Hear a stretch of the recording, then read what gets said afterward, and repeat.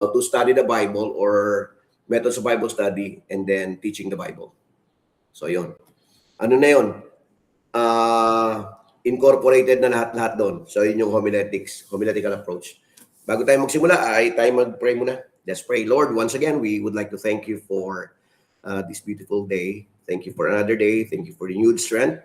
Thank you even for the time that we can study your word. We pray that you give us the wisdom and the knowledge comes only from you.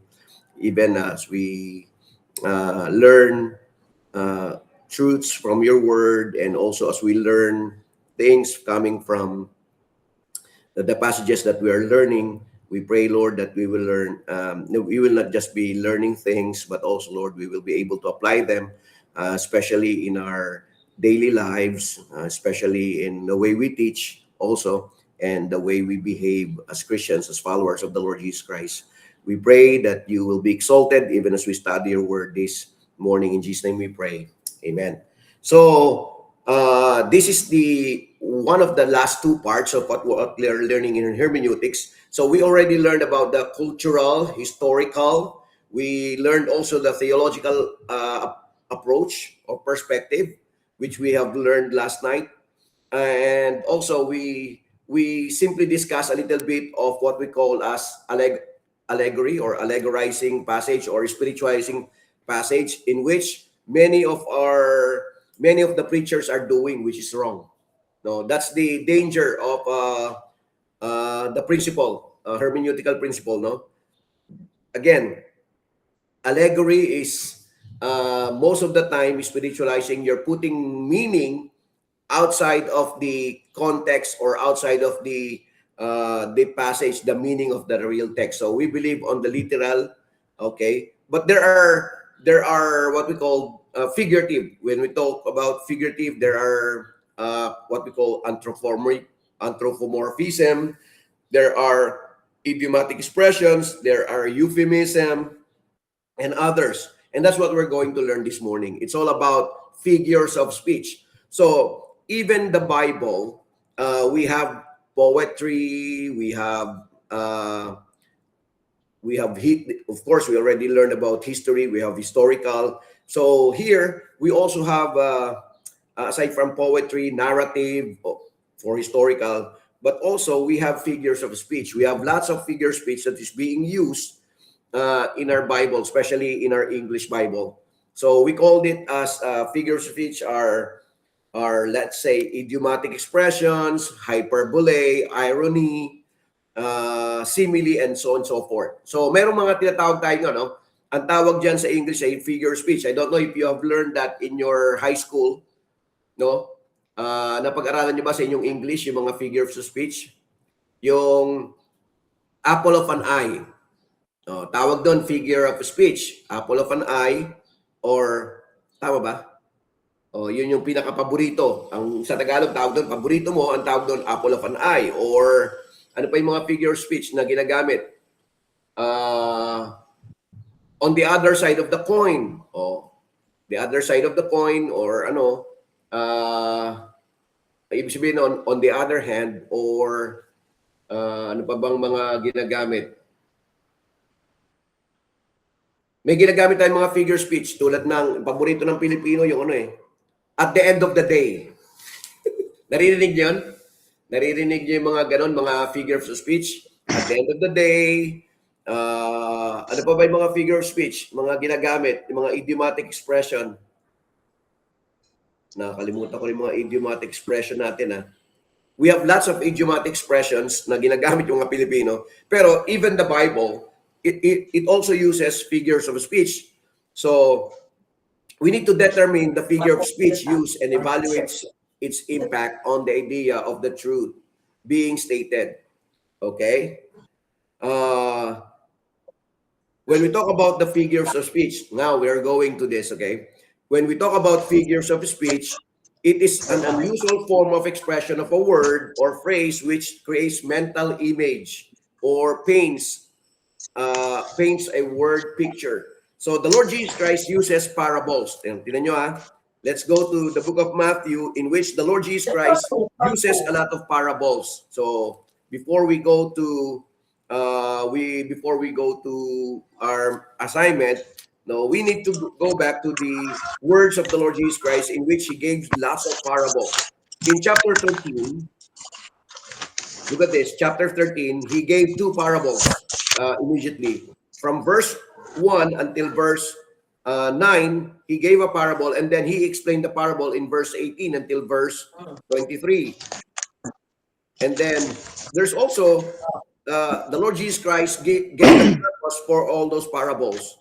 So, chapter 13 ng Matthew, no, isang ano lang to, no, isang example ng parable. So, when we talk about figures of speech, no, dapat maintindihan dito, it add force to truth being conveyed. So, the parables of speech o yung mga figures of speech, ginagamit yan to add force to the truth that are being conveyed. No, tinutulungan yan, no, and it add depths to the meaning of every word.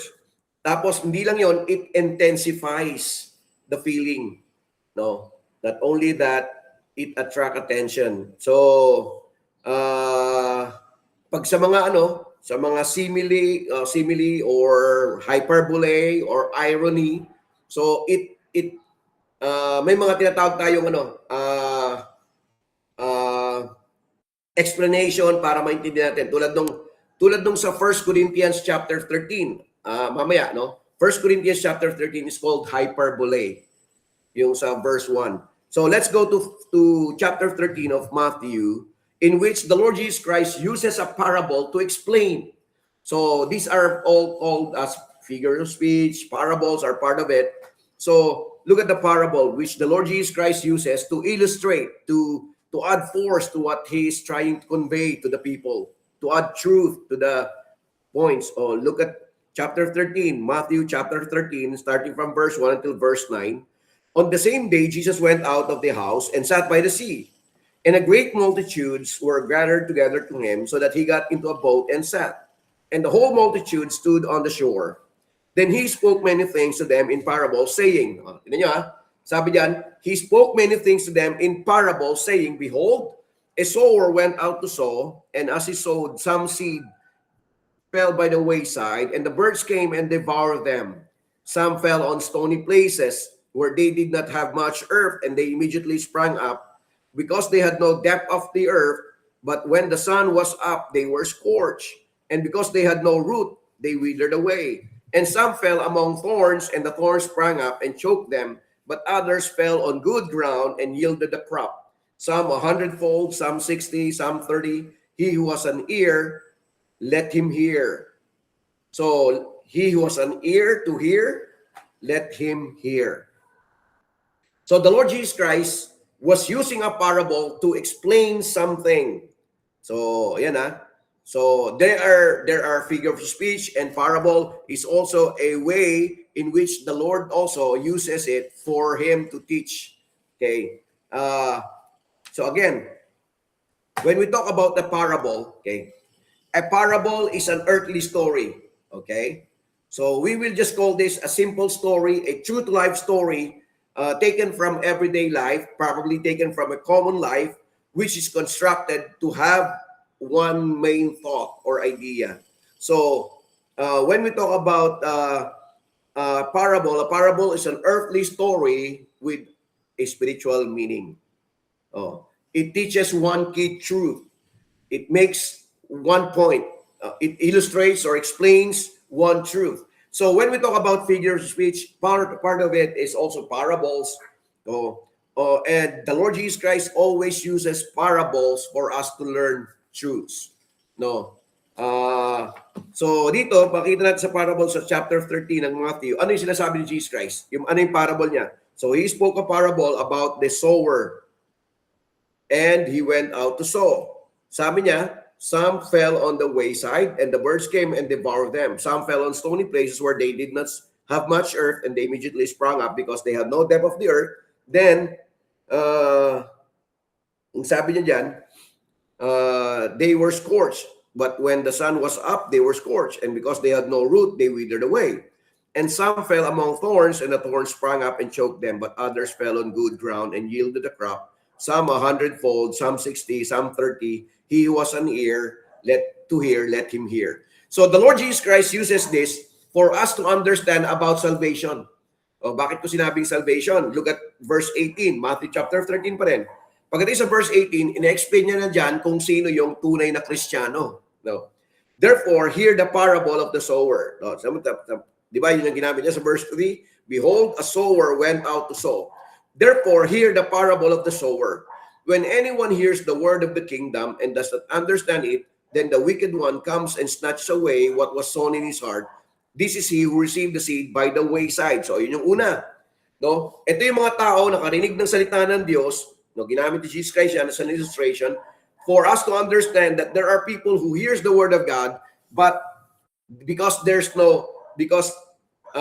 don't want to, probably they are not chosen, they are not called, and so they heard the word of God, they heard the truth, they were able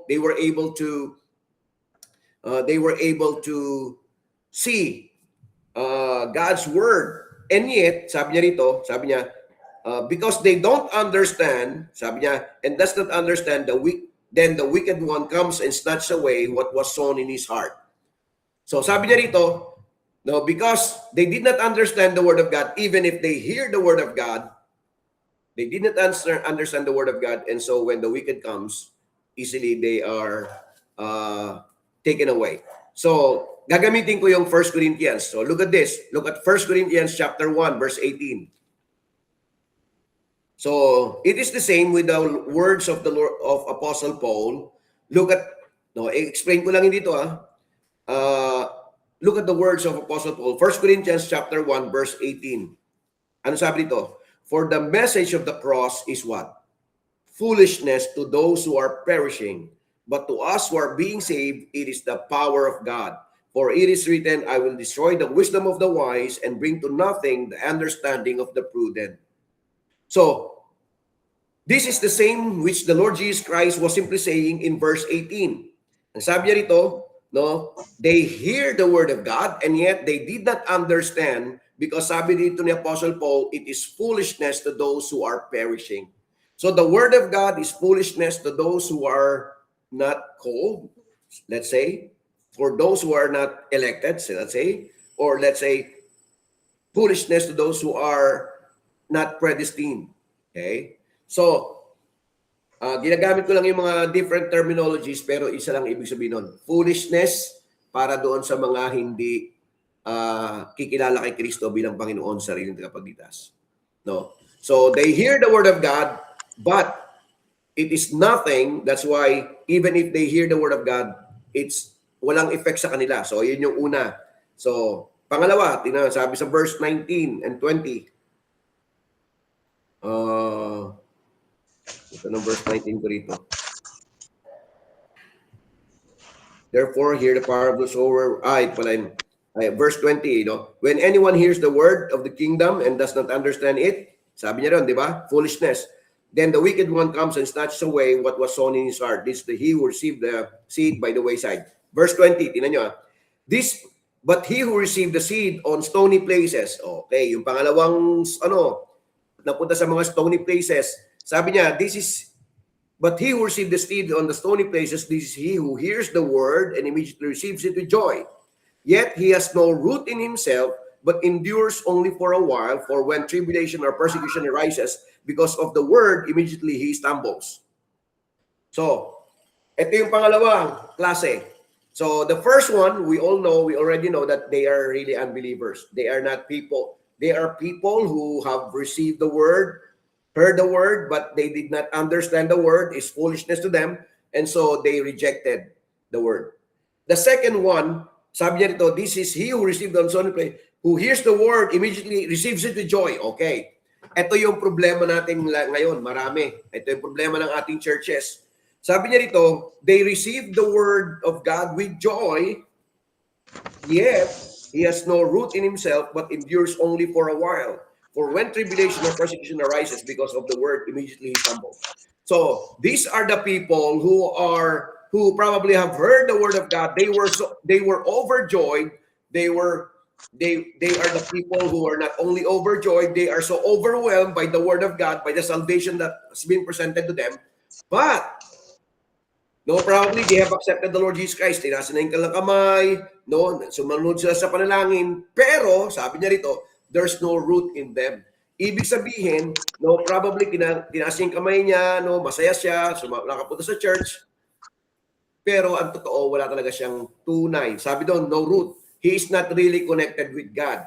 So ang ibig sabihin, ganito, let us be aware, no, na akala natin yung mga tao na pupunta sa church, no, tataas ang kamay, probably they are even part of praise and worship team, or they are part of those who who who are so overjoyed whenever they go to church. Pero, ang sabi doon, there's no root in them. Ibig sabihin, it's more on emotion and not on relation. No. Kasi sabi doon, they have no root. No, hindi talaga sila nakakabit kay Jesus Christ. They are not part of the branch. No, remember, the Lord Jesus Christ said, I am the vine. No? Ye are the vine. No? So, hindi sila nakakabit kay Jesus Christ. So, nung nagkaroon na ng problema tungkol sa kay Kristo, o sa salita ng Diyos, they easily fade away. So, ang tawag sa kanila ay professing. Naintindihan? They are just simply professing Christians, but they are not true followers of the Lord Jesus Christ. And that's the reason why when trials come, when distresses or when difficulties arises, hindi na kayang i-bear. And so they left. Ito yung mga taong sinasabi na, nung araw, ganito kami, no? Nung araw, no, sumasali kami sa choir, nung araw, no, nabaptize pa kami, pero hindi ibig sabihin, Kristiyano sila. Nakuha? Because there's no root in them. They are not truly connected with the Lord Jesus Christ, and that's the reason why when trials come, when difficulties arises, when problems problems regarding their faith is being experienced, no, they easily fade away. No, nawawala. Kaya nga, ito yung ating dapat na maging panuntunan. Hindi lahat ng pumapasok sa loob ng church, hindi lahat na nagtataas ng kamay, hindi lahat na nagkasabing Kristiyano sila ay totoo. Remember the words of the Lord Jesus Christ, by their fruits, you will know them. So, nakita natin? Yun yung pangalawa, no? They receive the word of God with joy, but there's no root in himself, but endures only for a while. For when tribulation or when problems arises, when persecution arises because of the word, immediately he stumbles. So, yan yung, kaya nga minsan, wag tayong, minsan nalulungkot tayo kasi nawala si ganito, nawala si ganyan, pero baka hindi tunay. Kasi kung tunay naman na napalatayaan yan, kahit anong problema dumating sa buhay nila, they will keep on. They will continue because they know that the Lord God himself is sovereign. He's the one who is in control of everything. And so they will keep on because sabi nga ni Apostle Paul, the things that are happening in this world, it's nothing in comparison to what we are going to have and what are going to be in the future. Sabi nga ni Apostle Paul, none of these things move me. Neither do I count my life dear unto myself. No, sabi ni Paul sa Acts chapter 20, verse 24. Yun yung sinabi ni Apostle Paul. Bakit niya sinabi yun? No, para maintindihan natin. Acts chapter 20. Tingnan niyo yung sinabi ni Apostle Paul, starting from verse 21. Testifying to Jews and also to Greeks, repentance towards God and faith towards our Lord Jesus Christ. Verse 22, tingnan nyo. And see, now I go bound in the Spirit to Jerusalem, not knowing the things that will happen to me there, except that the Holy Spirit testifies in every city, saying that chains and tribulations await me. So, inaalam ni Apostle Paul, mangyari sa kanya, chains and tribulations awaits me, but none of these things move me, nor do I count my life dear unto myself, so that I may finish my race with joy, and the ministry which I received from the Lord Jesus to testify to the gospel of the grace of God. So sabi ni Apostle Paul, those things are nothing to me. Diba? So yun yung tunay naman ng palataya. Whatever problems that will come, no, they are never easily being, let's say, they are not afraid, okay, or they are not easily being swayed away or fade out. They will not easily fade away. They will not stop because they know that in Christ, okay. Ang sabi ni Paul doon, yung kanyang experience dito ay simple lang, no? Look at, ano ba yung sinabi sa 2 Corinthians? May sinabi sa Apostle Paul, 2 Corinthians.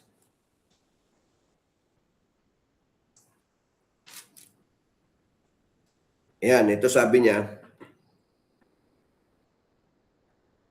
chapter 4, 2 Corinthians chapter 4. Tingnan sabi rito, therefore, since we have this ministry, as we have received mercy, we do not lose heart. But we have renounced the hidden things of shame, not walking in craftiness, nor handling the word of God deceitfully, but by manifestation of the truth, commending ourselves to every man's conscience in the sight of God. But even if our gospel is veiled, it is veiled only to those who are perishing, whose minds the God of this age has blinded, who do not believe, lest the light of the gospel of the glory of Christ, who is the image of God, should shine on them. For we do not preach ourselves, but Christ Jesus our Lord, and ourselves your bondservants for Jesus' sake. For it is the God who commanded light to shine out of darkness, who was shown in our hearts to give the light and the knowledge of the glory of God in the face of the Lord Jesus. Okay? Not only that, look at this.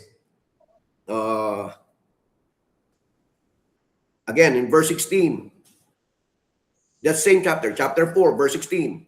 Therefore, 2 Corinthians chapter 4, verse 16. Therefore, we do not lose heart, even though our outward man is perishing, yet the inward man is being renewed day by day, for our light affliction, sabi niya rito, which is but for a moment, is working for us far more exceeding an eternal weight of glory. While we do not look at the things which are seen, but at the things which are not seen.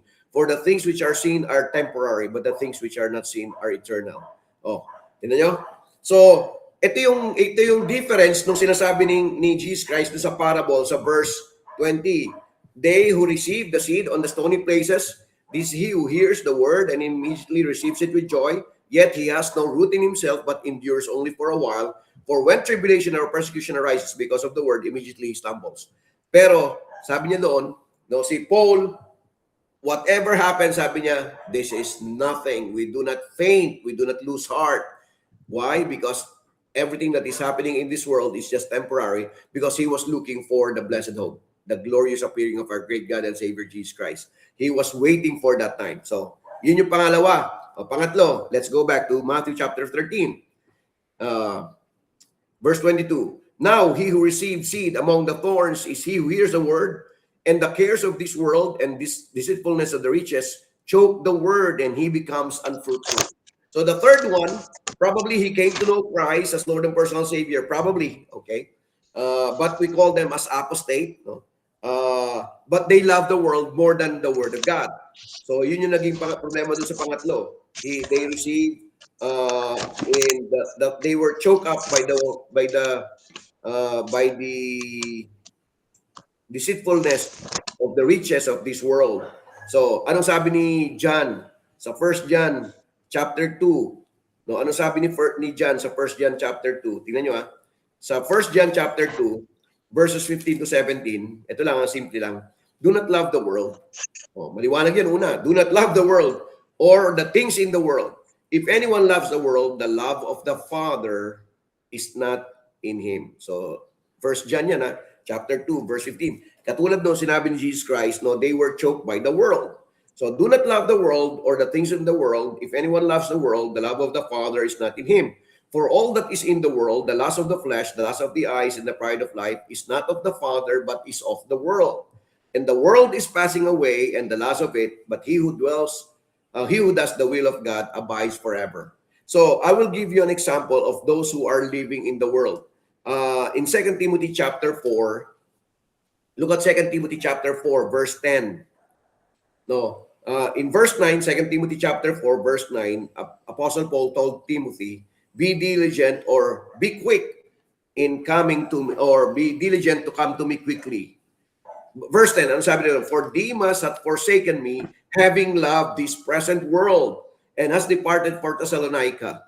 So, si Demas, one of the fellow laborer of Apostle Paul, no? Si Demas, pag binanggit doon sa, if you will go to Philemon, tingnan nyo sa Philemon, verse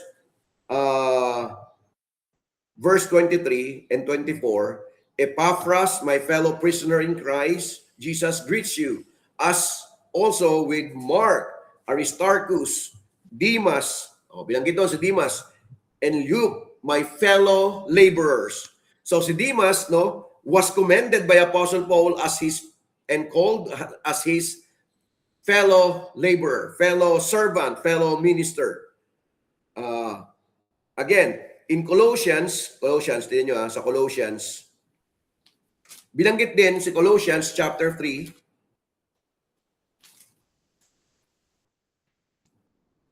or chapter 4, I mean. Chapter 4, verse 14. Luke, the beloved physician, and Demas greet you. Greet the brethren who are in Laodicea and Nymphas, and the church that is in his house.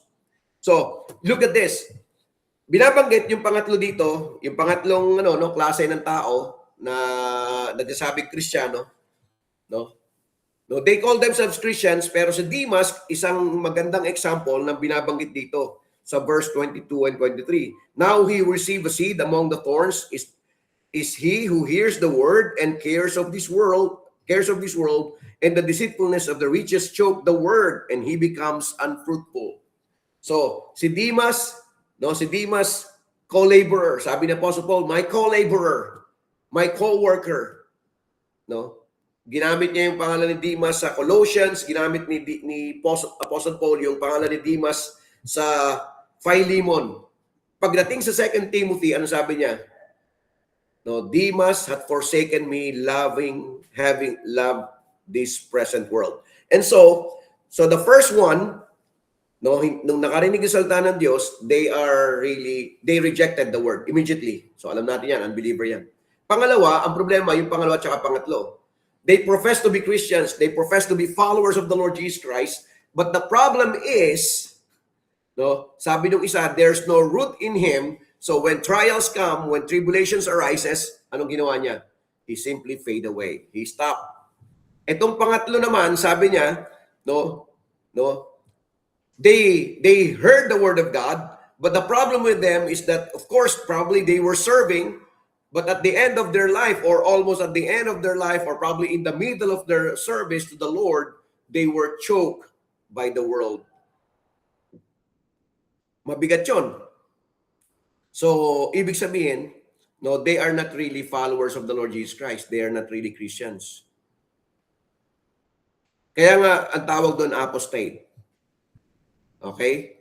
So, yun yung pangalawa, yun yung una, automatic unbeliever. Yung pangalawa at pangatlo, there's a problem because we cannot distinguish immediately who are the real and the true and the false believers.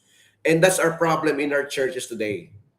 No, not all. That's why even in my even in the things that I'm writing right now for my preaching tomorrow sa anniversary, not all who comes to church, not all who declares that they are Christians, not all who claims to be followers of the Lord Jesus Christ are true. In fact, look at this. Matthew chapter 7. Let's go back to Matthew chapter 7. Starting from verse 15. Sabi dito, beware of false prophets who come to you in sheep's clothing, but inwardly they are ravenous wolves. You will know them by their fruits. Do men gather grapes from thorn bushes or figs from thistles? Even so, every good tree bears good fruit, but a bad tree bears bad fruit. A good tree cannot bear bad fruit, nor can a bad tree bear good fruit. Every tree that does not bear good fruit is cut down and thrown into the fire. Therefore, by their fruits, verse 20, by their fruits you will know them. And then he continued in verses 21 until verse 23. Not everyone who says to me, Lord, Lord, shall enter the kingdom of heaven, but he who does the will of my Father in heaven.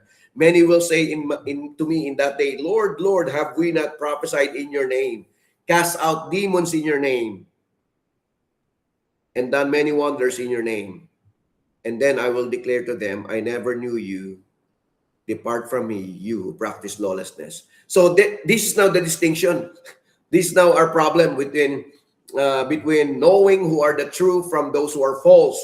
And this is what the Lord Jesus Christ was simply implementing here, or simply telling us in this parable. That's why when we study the word, when we study these hermeneutics together, there are parables, there are poetry, prose, and there are figure speech that the Lord also uses, or even the other writers uses, to give an emphasis to whatever they're saying. And remember, the Lord Jesus Christ always uses parables to explain an idea, to explain a meaning. And here in Matthew chapter 13, the Lord Jesus Christ again uses a parable for us to understand that not all who comes to church are true. Not all who declares that they're Christians, or probably they have been there for a long time, but they are not true followers of the Lord Jesus Christ. Because first and foremost, when trials and tribulations come, they simply left the church, or they will leave the church.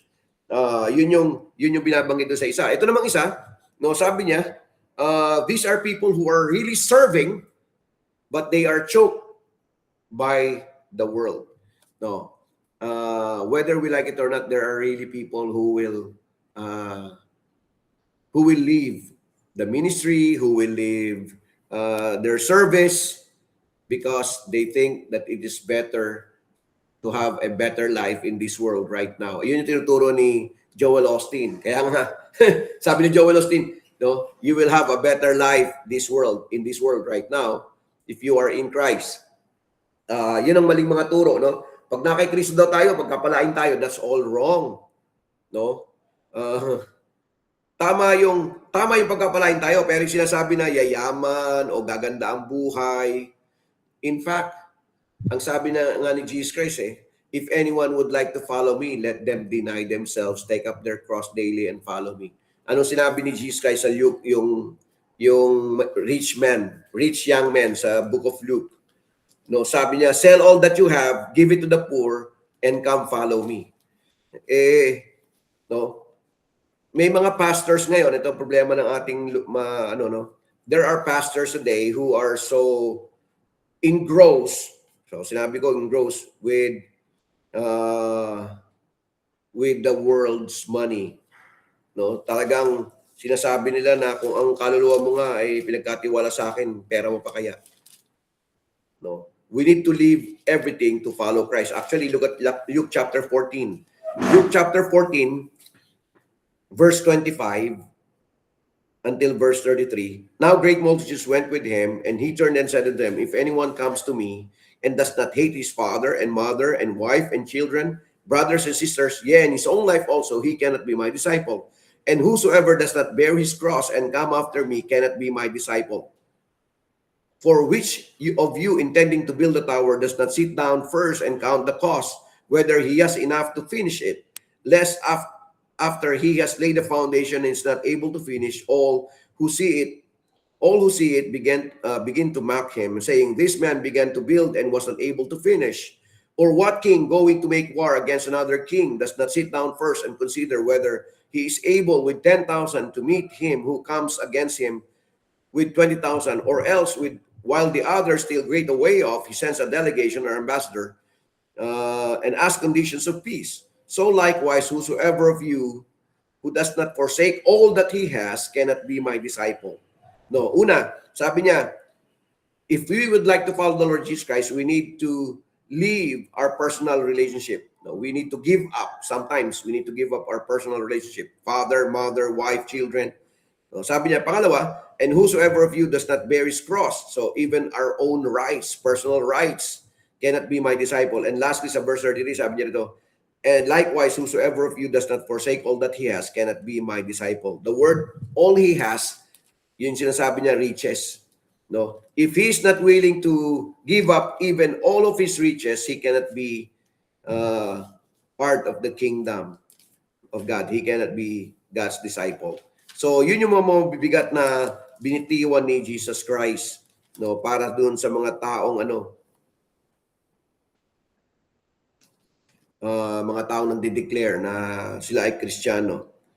No. Sa chapter 18, let us go back to Luke. Luke pa rin, chapter 18, verse 18. Tingnan nyo, ito naman yung rich young man, rich young ruler. Now a certain ruler have asked him, saying, Good teacher, what shall I do to inherit? Verse 18, Luke 18:18. Good teacher, what shall I do to inherit eternal life? So Jesus said unto him, Why do you call me good? There is no one who is good but one, that is God. You know the commandments: do not commit adultery, do not murder, do not steal, do not bear false witness, honor your father and your mother. And he said, All these things I have kept from my youth. So, tinan niyo sagot ni Jesus Christ, verse 22 and 23. So, when Jesus heard these things, he said to him, You still lack one thing.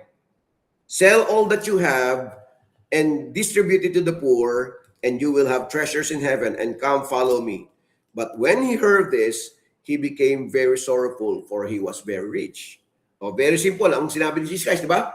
Sell all that you have, give it to the poor, and follow me. Oh. So, when we talk about our service to the Lord, in fact, no, hindi ka talaga iyaman. Kasi kung maintindihan mo yung paglilingkod sa Panginoon, talagang it's more on sacrifice. Of course, the Lord will bless us.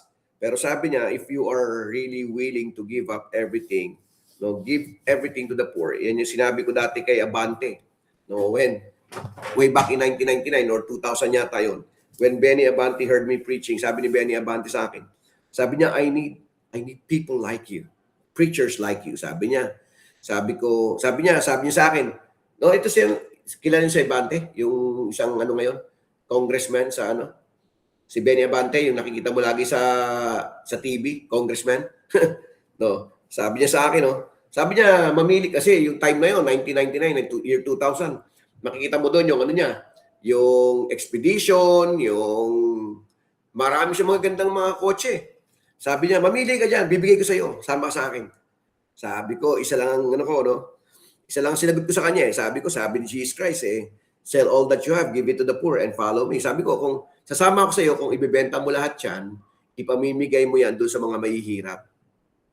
Sabi niya, hindi, pinagpapala tayo ng Panginoon, para binigay ng Panginoon sa atin yan. Sabi ko, parang hindi ganyan na sinabi ni Jesus Christ. Tama? Ang sabi ni Jesus Christ, sell all that you have, give it to the poor, and follow me.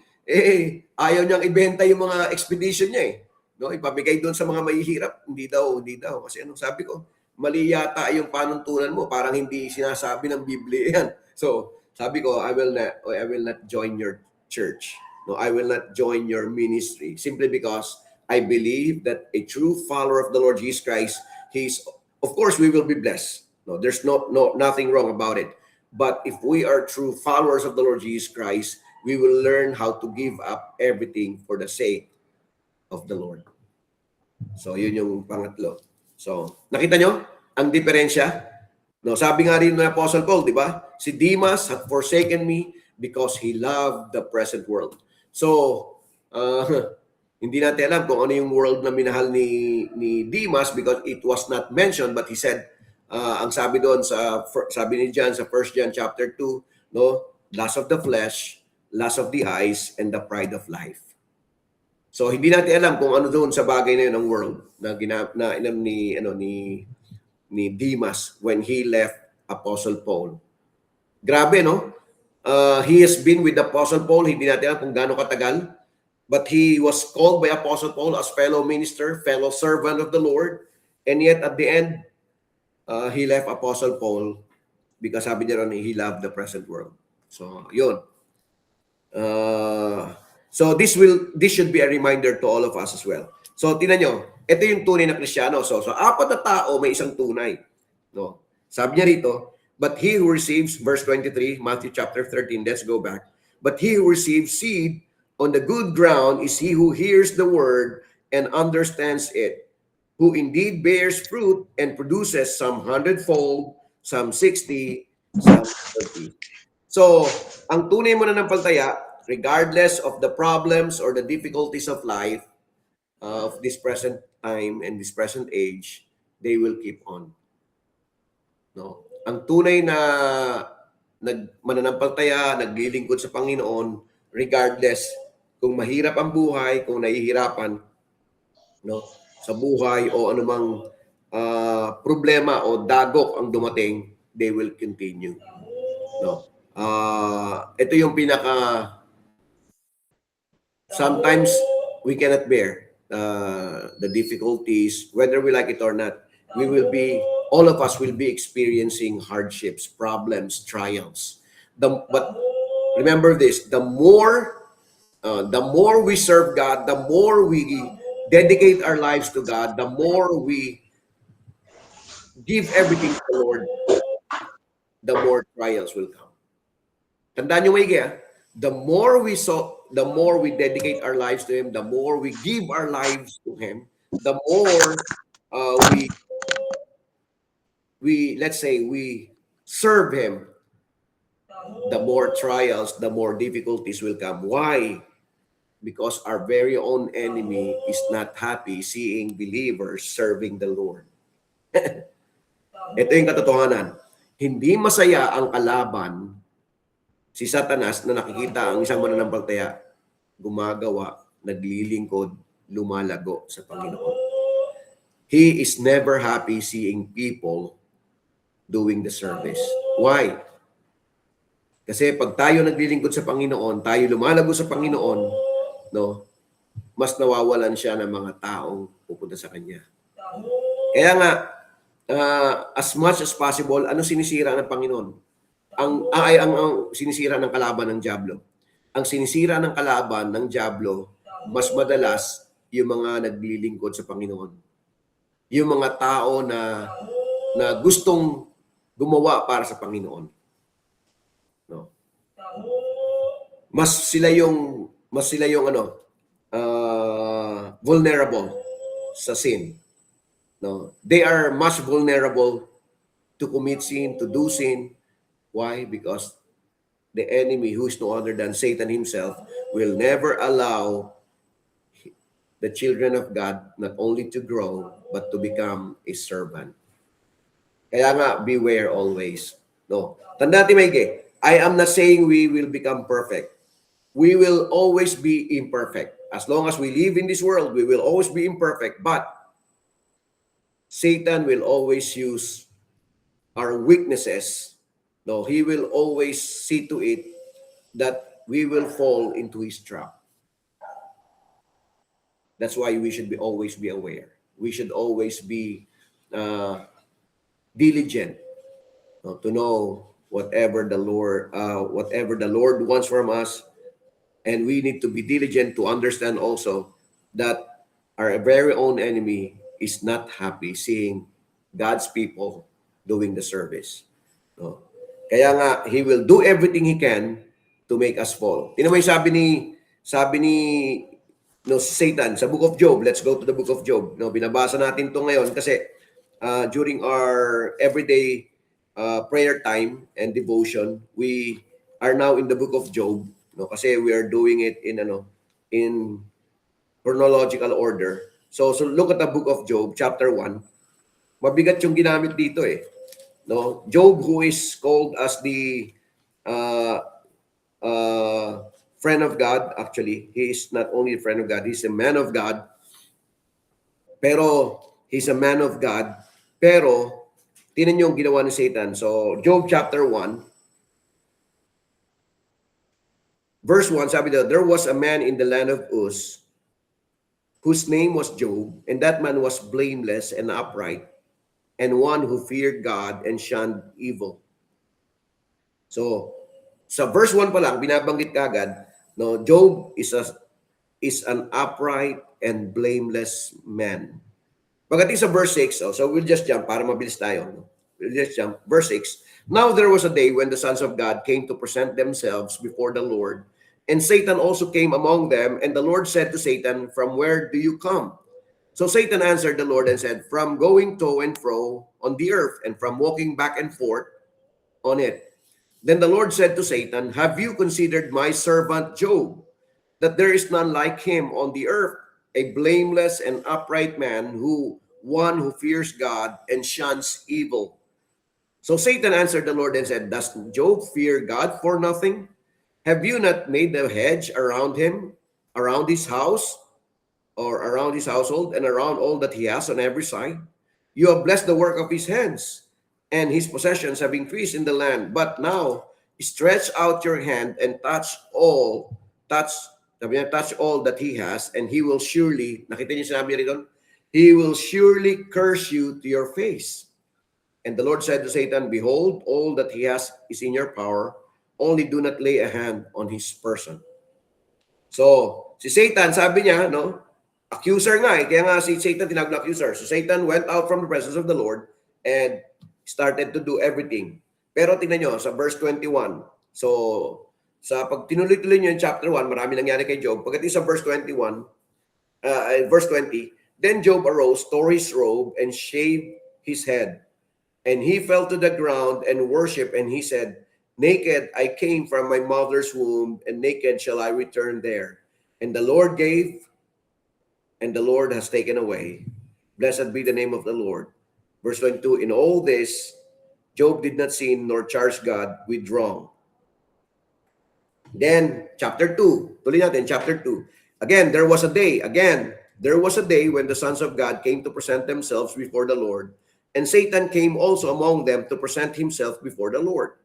And the Lord said unto Satan, from where do you come? Satan answered the Lord and said, from going to and fro on the earth, and from walking back and forth on it. Then the Lord said to Satan, have you considered my servant Job, that there is none like him on the earth, a blameless and upright man, one who fears God and shuns evil, and still he holds fast to his integrity. Although, tingnan nyo, sabi ng Panginoon, although you incited me against him to destroy him without a cause. So Satan answered the Lord and said, skin for skin, yes, all that a man has he will give for his life, but stretch out your hand now and touch his bone and his flesh, and he will surely curse you to your face. So yun yung pangalawang sinabi ni Satan, sabi niya, he will surely curse you to your face. And the Lord said to Satan, behold, he is in your hands, but spare his life. So Satan went out from the presence of the Lord and struck Job with the painful boils from the sole of his foot to the crown of his head, and he took for himself pots red with which to scrape himself while he sat on the midst of the ashes. Then his wife said unto him, do you still hold fast to your integrity? Curse God and die. So sinabi ni Satan, he will surely curse you to your face. Sinabi din ng asawa ni Job. Sabi niya, curse God and die. Look at the answer of Job in verse 10. But he said unto her, you speak as one of the foolish women speaks. Shall we indeed accept good from God, and shall we not accept adversity? In all of this, Job did not sin with his lips.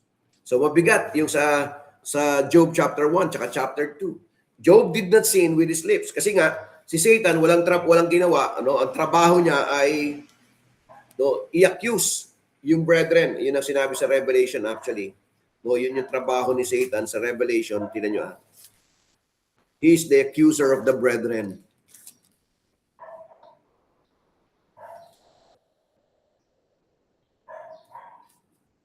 So, Revelation chapter 12, ito yung trabaho ni Satan, verse 10. Tinisabi dito, then I heard a loud voice saying in heaven, now salvation and strength and the kingdom of our God and the power of his Christ have come. For the accuser of our brethren who accused them before our God day and night has been cast down. So sa Satan yan. If you will, it is Satan who was thrown out of heaven. Sa verse, and sabi doon, and they overcame him by the blood of the Lamb and by the word of their testimony, and they did not love their lives to their death. Therefore rejoice, O heavens, and you who dwell on them. Woe to the inhabitants of the earth and to the sea, for the devil has come down to you, having a great wrath, because he knows that he has a short time. So, and war broke out in heaven. Michael and his angels fought with the dragon, and the dragon and his angels fought, but they did not prevail, nor was a place found for them in heaven and in earth. So the great dragon was cast out, the serpent of old, called the devil and Satan, who deceives the whole world. He was cast to the earth, and his angels were cast out with him. So ang tawag kay Satan ay accuser of our brethren. So yun yung trabaho ni Satan. He always accuse believers. Yan yung trabaho niya. Pero tandaan natin maigi, whenever we are being accused, the Lord Jesus Christ is our defense lawyer. Sa 1 John chapter 2, sabi niya, whenever we commit sin, we have a defense counsel, the Lord Jesus Christ, who gave His life for us. 1 John chapter 2, verse 1 and 2, sabi niya rito, "My little children, these things I write to you so that you may not sin. And if anyone sins, we have an advocate or defense lawyer, defense counsel with the Father, Jesus Christ the righteous, and He Himself is the propitiation, the payment for our sins, and not for ours only, but also for the whole world." So, mabigat yun, no? Mabigat yung terminology na ginamit doon, no? He paid for our sins. Kaya nga sabi doon, Satan was defeated by the Lamb. No other than the Lord Jesus Christ. So, mabigat yun. Kaya nga, sa Matthew chapter 13, if we go back, kaya nga ang tunay naman ng palataya, yung mga na kay Kristo, nagpapatuloy kay Kristo at hindi yung mga nagsasabing sila'y Kristiyano. So, naintindihan natin yung parable. No, I'm explaining a parable para maintindihan natin that sometimes, or most of the times, during the time of the Lord Jesus Christ, He uses a parable. A parable is an earthly story with a heavenly meaning or spiritual meaning. So ginamit niya yung parable to explain whatever He would like us to understand. So, again, in our hermeneutics, we already learned the historical, cultural, theological, kagabi, no? Theological approach in the literal sense, no? Coming from the book of James. There are many more theological approach. Kaya nga, dito nagkakaroon ng mga tinatawag nating mga, in the way they interpret the Word of God, nagkakaroon ngayon ng division yung mga evangelical groups. Kung bakit tayo merong tinatawag na hindi naman sa nag-aaway-away, kundi we disagree. Okay? So, we disagree simply because sometimes people are doing figurative o kaya yung kanilang approach sa pag-interpret ng Word of God, they are doing it in figurative sense, or they allegorize, or they spiritualize. Kaya nga, yun ang sinabi ko kagabi, that's the danger of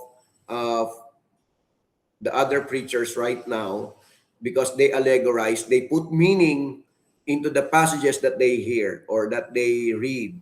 No? So, tandaan maigi, that's a wrong interpretation. Allegory or allegorical interpretation is a most of the time, wrong interpretation. So we don't do allegorical interpretation, but rather the literal text. Okay.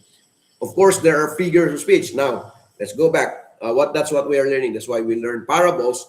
And there are also figure of speech. Kaya nga sabi ko kanina, we have lots of figure of speech na ginagamit, no? Treading the eye of the needle. Ganon. Yung figure of speech, apple of an eye. Ano pa yung mga figure of speech natin, no? Yun nga, ginagamit ko minsan, the other side of the coin, or what are the figures of speech? Marami tayong figures of speech na ginagamit. Pero sa Bible, there are also figures of speech. Again, when we say figures of speech, it adds force to the truth that is being conveyed. It does not only add force to the truth that is being conveyed, it also adds a greater emphasis on it. That's why sometimes they use, the Bible is using figures of speech for us to understand how they look upon it. So I'll give you an example of hyperbole. So when we talk about figure of speech, may mga metaphor, may mga simile, may mga anthropomorphism, may hyperbole, may irony, may idiomatic expressions. So, may, ano pa ba, mga figures of speech natin. Did you remember that in your high school? Yung naalala nyo, yung inyong mga sa English, yung mga figures of speech na ginagamit? Kasi, if you will remember in the 1800s or 1700s, yung mga, or 1600s, sila Shakespeare, sila, nakalimutan ko na yung mga literature ko, English literature. Edgar Allan Poe. Sino yung mga naalala nyo? Naalala nyo mga yun? Napag-aralan nyo yun? Si William Shakespeare, Edgar Allan Poe. Ay, gano'n.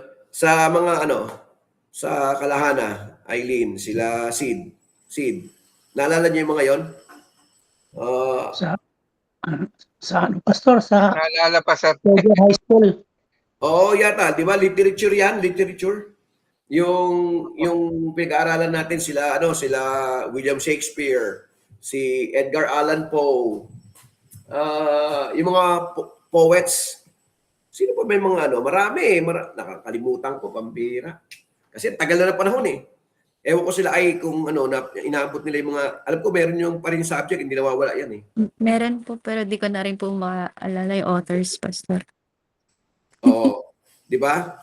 So, yun yung mga tinatawag natin mga poets. Mahilig si Edgar Allan Poe sa mga sa mga simile, mga ganun. So, naalala ko siya dahil because of that. Si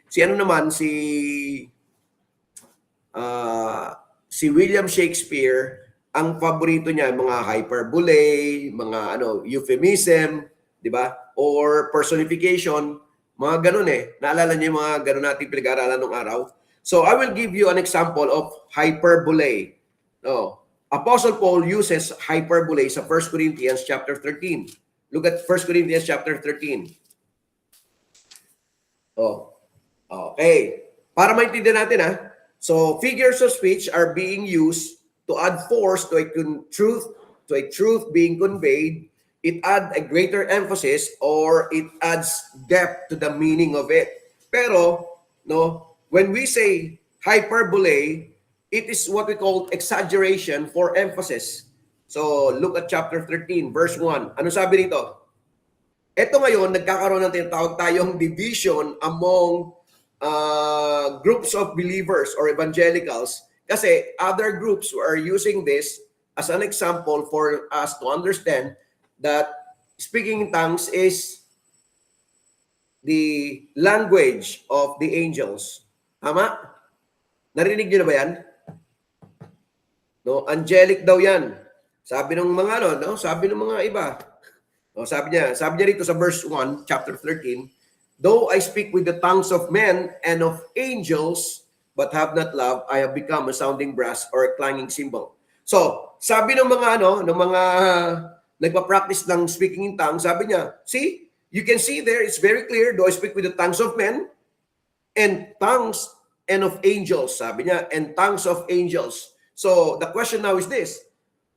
So, is he speaking in tongues of angels? So, sa tingin nyo, ito ba ay, kaya nga sinabi ko ngayon, this is one of an example of hyperbole. When we say hyperbole, it's called exaggeration. So, Apostle Paul exaggerated the tongues of angels as a meaning for him to give emphasis on what is greater. In which, in chapter 13, ano bang tema ng chapter 13? Buo. What's the theme of chapter 13, 1 Corinthians? It's all about what? Love, Pastor. Love po. Love. Yep. So you can see here, di ba? He was trying to emphasize the word love. Pero sabi niya rito, though I speak with the tongues of men and of angels and have not love, I have become a sounding brass or a clanging cymbal. So the theme of chapter 13 is all about love. And he uses a hyperbole for us to understand that even if you speak with the tongues of angels, you are very good in tongues of angels, but you don't know how to love fellow believers, fellow brethren, then everything is nothing. So Apostle Paul exaggerated the tongues of angels. And tanong ganito, kasi nga, di ba, nakakarinig na ba kayo ng mga speaking tongues? Narinig niyo na ba yan, speaking tongues? Okay. Sabi nila, pag nag-speak ka raw, ay yun daw yung lengguwahe ng mga anghel. Tama? Yun ang sinasabi nila eh. Pero ang tanong, lengguwahe ba talaga ng anghel yan? No. Are the tongues that is being mentioned are really angelic, or let's say, angelic voices or language? Question. Are these really angelic languages? Hindi po, Pastor. Nakarinig na ba kayo ng salita ng angel? So yung mga Wala nag-speak pa, tongues ngayon, no? Si Joel. Joel, sa tingin mo, yung angel ba during the time of the time of Abraham, the time of Isaac and others, or Moses, do you think that whenever the angels come, do they understand or do they not understand? Hindi, Pastor, kasi kung halimbawa nagsalita naman yung angels, hindi naman natin naintindihan. The same as speaking tongues, speaking tongues kana useless lang, di naman din naintindihan. Kasi wala namang nag-interpret. Hindi, Sa- ganito. Okay, maganda yung ano, no? Pero Joel, ang tanong ganito. Sa tingin mo ba yung mga anghel hindi naintindihan ng mga tao nung araw? Sa time nila ni Abraham, naintindihan nila. Sa time nila Jesus Christ. Sa time naman ng Panginoong Hesus, doon lang yon si angel nagsasalita kay Mary about ng Pero ang tanong, Ama na naintindihan ba? actually ang nakaintindi doon yung isang tao lang na yung sinasabihan ng angels, not all. So, ibig sabihin kung sinong kausap ng angel. Oo. Okay. So, tama, no? No, tinan nyo, let's go back to the book of Luke, chapter 1. Luke chapter 1. No. Starting from verse 8. So, it was while he was serving as a priest before God in the order of his division, according to the custom of the priesthood, his lot fell to burn incense when he went into the temple of the Lord. And the whole multitude of the people was praying outside at that hour of incense, at the hour of incense. Then an angel, tignan nyo, verse 11, chapter 1, Luke chapter 1. Then an angel of the Lord appeared to him standing at the right side of the altar of incense. And when Zacharias saw him, he was troubled, and fear fell upon him. And the angel said unto him, Do not be afraid, Zacharias, for your prayer is heard, and your wife Elizabeth will bear you a son, and you shall call his name John. So tatingin mo ba, si Zacharias ba, naintindihan ba ni Zacharias yung angel nung nagsalita sa kanya o hindi? Naintindihan, Pastor. Okay. So, balikan natin. So, si Zacharias yan, di ba? So, Zacharias said to the angel, How shall I know this? For I am an old man and my wife is well advanced in years. And the angel answered and said to him, I am Gabriel, who stands in the presence of God, and was sent to speak to you and bring you these glad tidings. So, si angel Gabriel ang pumunta kay Zacharias. Nagpakilala, di ba? Let's go back. Let's go now to second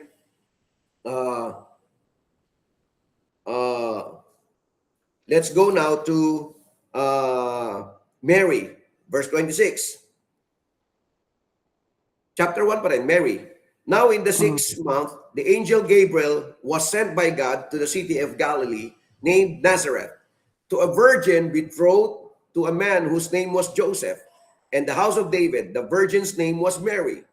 And having come in, the angel said unto her, tingnan nyo having come, the angel said to her, Rejoice, highly favored one, the Lord is with you, blessed are you among women. But when she saw him, she was troubled at his saying, and considered what manner of greeting this was. Then the angel said unto her, Do not be afraid, Mary, for you have found favor with God. And behold, you will conceive in your womb and bring forth a son, and you shall call his name Jesus. He will be great, and will be called the Son of the Highest. And the Lord God will give the throne of his father David, and he will reign over the house of Jacob forever, and of his kingdom there will be no end. So, tingnan mo ang tanong ganito, when the angel came to Mary, una kay sa Old Testament, kinakausap sila maayos. Pagdating kay Zacharias, yung angel ba naintindihan? Sabi mo kanina naintindihan.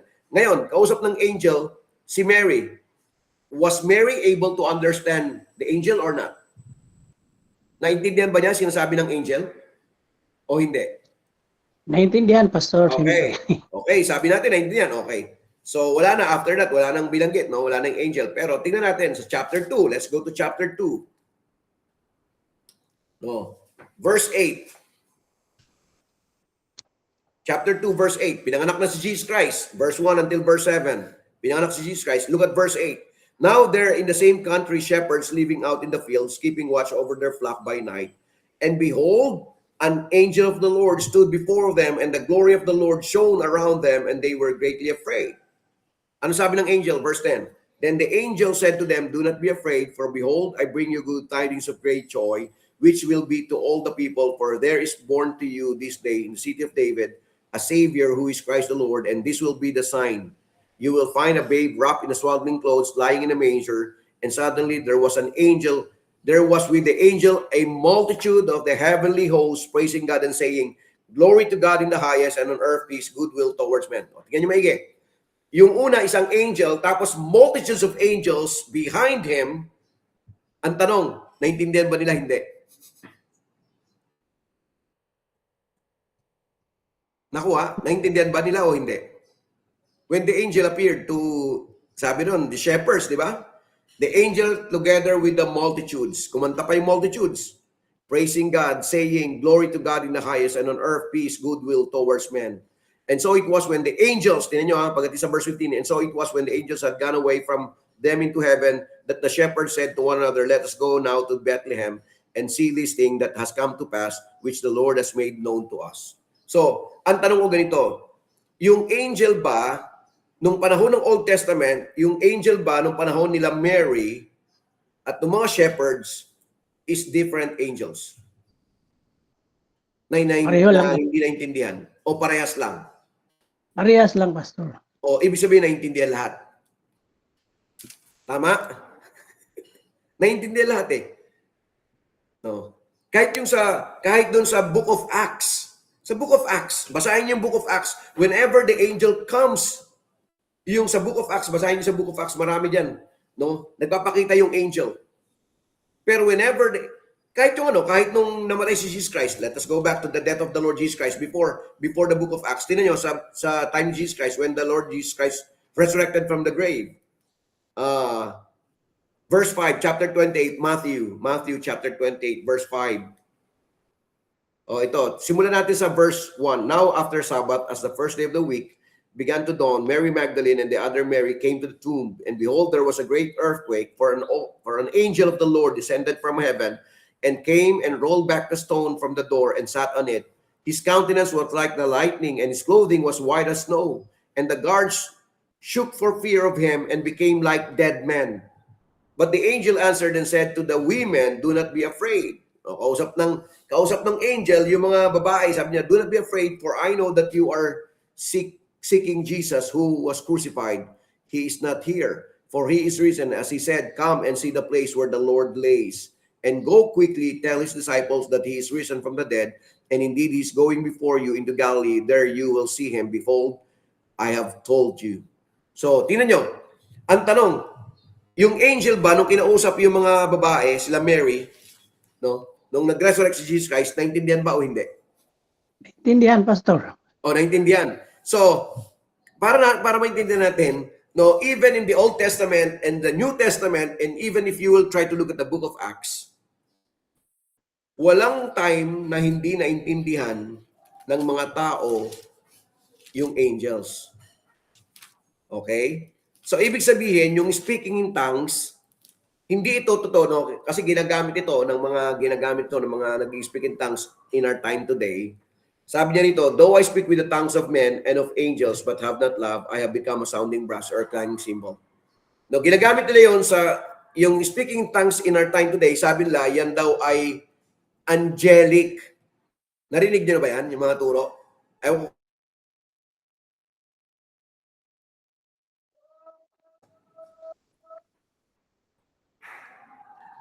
Hindi yung baba na sinasabi nila pagkasalita sila speaking tongues, it means it is the language of the angels. Problema yan kasi yung angels from the Old Testament to the New Testament, the angels are consistent. Whenever they say something, they are being known. Kahit ngayon sa kay Lot di ba? Kay Lot, yung angel, dalawang angel pumunta kay Lot. No, sabi ng mga tao, yung mga bisita mo diyan, sige, alin namin. Pero yung mga angel, sabi ng mga angel, no, kay Lot, umalis kayo. O ibig sabihin, naintindihan nila Lot. In the Old Testament, during the time of Abraham, during the time of Lot. Whenever the angels come, they are simply being understood by the people. Much more in our time today. No, if ever the angel will come, hindi totoo na mag-i-speak in tongues sila. Actually, if you will try to look at the word speaking in tongues, this is language. Yung tongues dito na binabanggit, language. No, common language of different places. No, tingnan nyo yung sa Acts chapter 2, yung speaking in tongues sa Acts chapter 2, let's go to Acts chapter 2. No, these are the languages of all the people. Yun yung word the tongues No, sa original language. The tongues here are the languages of people around the globe. Acts chapter 2, starting from verse 1. When the day of Pentecost had fully come, they were all with one accord in one place. And suddenly there came a sound from heaven as a rushing mighty wind, and it filled the whole house where they were sitting. Then there appeared to them divided tongues, as of fire, and sat upon each one of them, and they were all filled with the Holy Spirit, and began to speak with other tongues. So ito yung other tongues, as the Spirit gave them utterance. And there were dwelling in Jerusalem Jews, devout men, and every nation under heaven. And when this sound occurred, the multitude came together and were confused, because everyone heard them speak in his own language. Then they were all amazed and marveled, saying to one another, "Look, are not all of these who speak Galileans? And how is it that we hear each in our own language in which we were born? Parthians, Medes, Elamites, those dwelling in Mesopotamia, Judea and Cappadocia, Pontus and Asia, Phrygia, Pamphylia, Egypt, and parts of Libya, adjoining Cyrene, visitors from Rome, both Jews and proselytes, Cretans, Arabs." Okay. So even during the time of the Lord Jesus Christ, there were already Arabs. So yung mga Arabo, yung mga Muslim, yun lang yung bago, yung Muslim na religion. Yung Muslim, they're Arabs, but of course, Muslim is newer than Christianity. Pero when we talk about the Arabs, marami ng Arabo noon pa.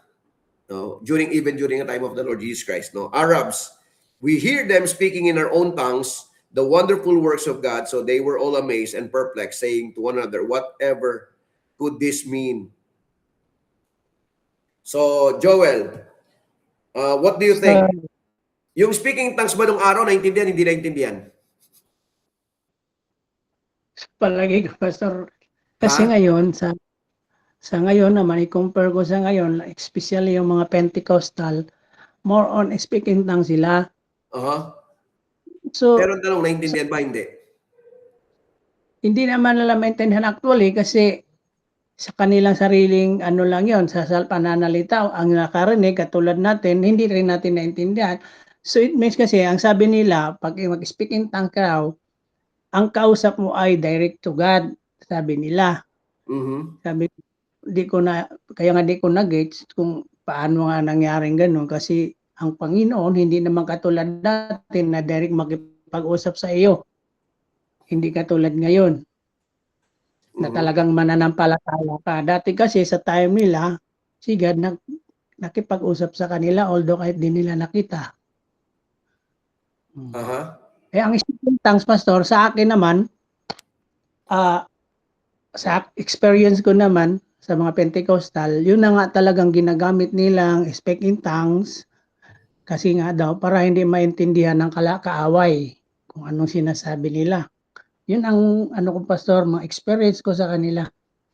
Hindi naintindihan ng kaaway. Tanda natin maigi ang kaaway, dating kanang kamay ng Diyos. Kaya nga doon ako nagdadaw. Kasi si Satan is a great imitator. Di ba? Kasi gusto niyang maging katulad ng Diyos Oo. Malalim masyado, Pastor, kung pag-usapan natin. Kaya nga yun ang tanong, yung bang speaking tongues in our time today, is it biblical or is it not? Hindi, Pastor. Not po. Sige, Sid. Sa akin, Pastor, kasi naranasan ko yun eh. Dati naging Pentecostal din ako eh. So, nung dati, yung mga babbling words, hindi ko pa, kasi wala naman kami alam sa Bible, kala talaga namin totoo. Pero nung nakita ko na mali talaga, I believe ano yan eh, ano ni Satan niya, kasi sabi ng Bible, God is a God of order, not of Aha. God of confusion.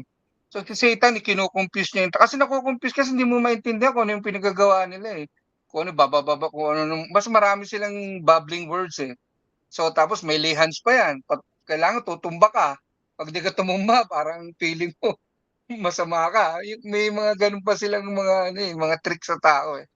So I believe yung ganun is work of Satan, no? Kasi kino-confuse niya yung tao. Kasi Mhm. kung titignan natin ang Bible, malinaw. Like laging clear na sa order ang Panginoon. So yung Mhm. stand ko, Pastor. So, at least you have experienced it yourself. Yun ang mahalaga doon, Sid. Meron kang na-experience mo, no, alam mo kung anong ginagawa. Yes, Yun ang mahalaga Pastor. doon. Yeah. So, ano yun? Pinapractice ba yun? Pinag-aaralan yung speaking in tongues? O ano? Mayroong ano, Pastor, pastor, na excuse mayroong iba pastor na sasabihin ka, go, go, sige tuloy mo lang yan, ganun. Hanggang ma-reach mo yung speak in tongues, parang ganun yung sabi nila. Tinuturo, baga talaga. Tinuturo. Sa iyo, Sid, anong experience mo? parang ano yun eh, Pastor eh, parang dun nila sinesense yung spiritual maturity ng tao. Kapag nakapag-speak in tongues ka na, mature na to. So dun nila binibase yung spiritual Mm. maturity nila. So, yun ang nakita kong mali talaga. Saka minsan, ano yun talaga, ang gulo eh. Habang nag-church ka naman, habang nagpipreach, bigla na lang may magsasalita ng ganun. So, ano talaga eh, binubulabog. Ewan ko ba't Aha. ganun. Yun ang alam ko sa nung dati yung na-attenan ko na church dati. So, Okay. Mayroong, spiritual maturity dun nila binibase po. Sige, tama Joel. yung sinabi ni, Brad said, kasi, mayroong nagsisimba, lagi ko nakikita yung iba na, ongoing yung, yung preaching, mayroong biglang nag-speak in tongues. So, di ko tuloy lubos maisip kung ito'y tama ba o hindi. Kasi hindi naman sinasaway ng pastor. Aha. Dapat pala yan, dapat sinasaway yan kasi di Aha. natin alam kung work of evil yan. Okay. Aha. Actually, wala akong problema speaking tongues. Kung talagang meron na, tinan nyo. Let's go to, sabi mo, God of Order, sabi niya kanina, chapter 14, 1 Corinthians. Tugtong natin yung chapter 13. Pagdating sa chapter 14, sabi niya rito, ganito, no?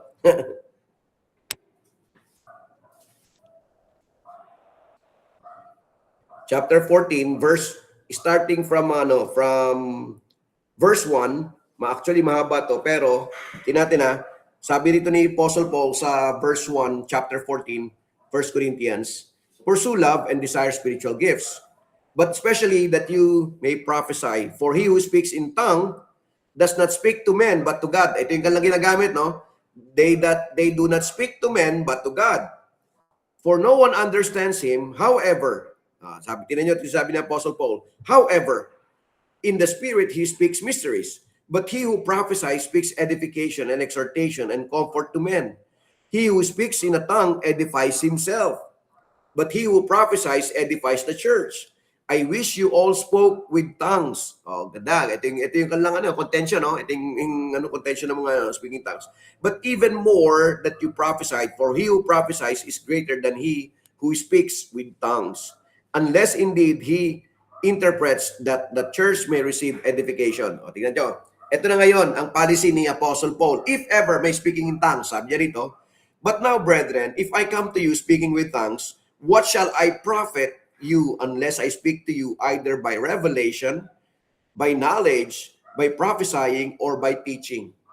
Even things without life, whether flute or harp, when they make a sound, unless they make a distinction in the sounds, how will it be known what is piped or played? For if the trumpet makes an uncertain sound, who will prepare for battle? So likewise, you, unless you utter by the by the tongue words easy to understand, how will it be known what is spoken? For you will be speaking into the air. Okay? Ito yun ha. Kung may speaking in tongues man, kung may speaking in tongues, no? You will be speaking into the air. There are, it may be, so many kinds of languages. Okay. Ine-explain na ngayon ni Apostle Paul, sabi niya, there are many kinds of languages. Diba? In the world, and none of them is without significance. Therefore, if I do not know the meaning of the language, I shall be foreigner to him who speaks. And he who speaks will be a foreigner to me. Even so, you, since you are zealous for spiritual gifts, let it be for the edification of the church that you seek to excel. Therefore, tingnan nyo verse 13. Sabi niya dito, therefore, let him who speaks in a tongue pray that he may interpret. For if I pray in a tongue, my spirit prays, but my understanding is unfruitful. What is the conclusion then? I will pray with the spirit, and I will also pray with the understanding. I will sing with the spirit, and I will also sing with the understanding. Otherwise, if you bless with the spirit, how will he occupies the place of the uniform? Say amen at your giving of things, since he does not understand whatever you say. For you indeed give thanks well, but the others is not edified.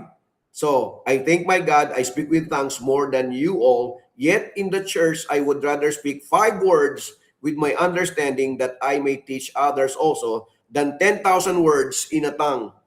Brethren, sabi niya rito, tingnan niyo ha, do not be children in understanding. However, in malice be babes, but in understanding be mature. Again, verse 22, therefore, tongues are for a sign, not to those who believe, but to unbelievers. But prophesying is not for unbelievers, but for those who believe. Therefore, if the whole church comes together in one place and all speak with tongues, ito yung nangyayari sa mga churches, and there come in those who are uninformed or unbelievers, will they not say that you are out of your mind? But if all prophesy and an unbeliever or an uninformed person comes in, he is convinced by all, he is convicted by all. And thus the secrets of his heart are revealed, and so falling down on his face, he will worship God and report that God is truly among you. Tingnan nyo ha. Sabi niya dito, ito na yung policy, verse 26. How is it then, brethren, whenever you come together, each one of you has a psalm, has a teaching, has a tongue, and has a revelation, has an interpretation. Let all things be done for edification. If anyone speaks in a tongue, sabi niya rito, ito na yung sinabi ni Apostle Paul, if anyone speaks in a tongue, let there be 2 or at most 3. 3, maximum. Each in turn, and let one interpret. But if there is no interpreter, let him keep silent in the church, and let him speak to himself and to God. Let 2 or 3 prophets speak, and let others judge. But if anything is revealed to another who sits by, let the first keep silent. For you can all prophesy one by one, that all may learn and that all may be encouraged. And the spirits of the prophets are subjects to the prophets. For God is not the author of confusion. It is yung sabi ni Sid kanina. No, not author of confusion, but of peace, as in all the churches of the saints. So maliwanag yan. No? Yung speaking in tongues, kahit dito binabanggit, they are common language in all the world. Ang bawa, ako, hindi naman ako marunong mag-Korean o hindi ako marunong magsalita ng Japanese, bigla akong nag-Nihongo, bigla akong nag-Hanggugmal, o bigla akong nagsalita ng Malay, o nagsalita ako ng tinatawag nating mga tao sa Mongolia. Dahil kasi may Mongolia sa church. No, hindi natin alam, pero sabi niya, if we will speak in other language, no, ang sabi niya, anong maximum na pinakamarami na magkasalita? 3. Maximum yon. Pero sabi niya, in between, may interpreter. So may nagsalita, may nagsalita ng Korean, merong isang nakaintindi. So in-interpret niya yon para maintindihan ng Korean. Naalala nyo, nung dumating ang Koreans dito, meron tayong interpreter. Di ba? So ganun din. Ganun yung sinasabi rito. Sabi niya, bago magsalita, tapos may interpreter. May magkasalita, may interpreter. So maximum tatlo lang. Tatlo lang ang magsasalita ng tongues. Ang problema kasi ng mga churches na yan, yung sinasabi ni Sid ngayon, no, ang problema sabay-sabay. No, hindi magkaintindihan kaya magulo. At yun ang sinasabi rito ni Apostle Paul. Hindi ba kayo naguguluhan? Sabi niya, ang dami niyo sabay-sabay, nag-i-speak in tongues. No, so if ever, okay. So ako naman, hindi ko naman dinidiscredit yung mga speaking in tongues ngayon. So hindi ko alam kung talagang may totoo, di ba? Kasi I cannot attest to that simply because I don't even know how to speak in tongues. No? Very clear, the Bible's very clear na yung tongues dito sa Biblia ginagamit lengguwahe. Now, kung talagang meron sinasabi, kasi ang sagot nila, it is the language or it is the tongue of the angels. If ever it is the tongue of the angels, dapat mayroon pa rin mag-i-interpret. Because if there's no interpreter of whatever they are saying, they are simply babbling. Walang kwenta. Di ba? So yun ang sinasabi ni Apostle Paul dito. Kasi nga, our God is not a God of confusion, but the God of order. Di ba? Maliwanag din eh. Sinabi niya rito, no? Our God is not the God of confusion, but the God of peace. The God of order. So, He never confuses people. No, He's not the author of confusion. Satan lang yun. So, kaya nga, sa chapter 13 ng 1 Corinthians, this is called hyperbole. Pag sinabing hyperbole, it's an exaggeration for emphasis. Though I speak with the tongues of men and the tongues of angels. Ginamit niya yung angels to just give an emphasis, to exaggerate whatever he said, he is saying, na if ever he can speak the tongues of angels, sabi niya doon, if have that love, I have become a sounding brass or a clanging cymbal. So, naintindihan? So, it's called, in the figure of speech, it's called hyperbole. Now, let's go back. Yung sa ating assignment, 1 Peter chapter 1, verse 24. 1 Peter chapter 1, verse 24. Anong tawag dito? First Peter. 1 Peter chapter 1, verse 24. Anong ginamit dito ni Pedro na figure of speech? 1 Peter chapter 1, verse 24. Ang sabi niya rito, no? I will start from, because all flesh is as grass, and all the glory of a man as the flower of the grass withers, and its flowers fall away. But the word of the Lord endures forever. So, anong ginamit dito ni ano? Anong ginamit dito ni Peter? No? Because all Simile flesh po ba? is as grass. Ha? Simile po ba, Pastor? Kasi gumamit po siya ng words na like. Yes. Okay. So, ginamit niya doon ay simile. Simile, it's a comparison using like, as. Gumamit siya ng like and as. All flesh is as grass, and all the glory of man is like the flower of the grass. And the grass withers and its flowers fall away. It's called simile. No, naalala niyo yung English, di ba? So, sa Bible, meron din tayong meron din tayong tinatawag na figures of speech.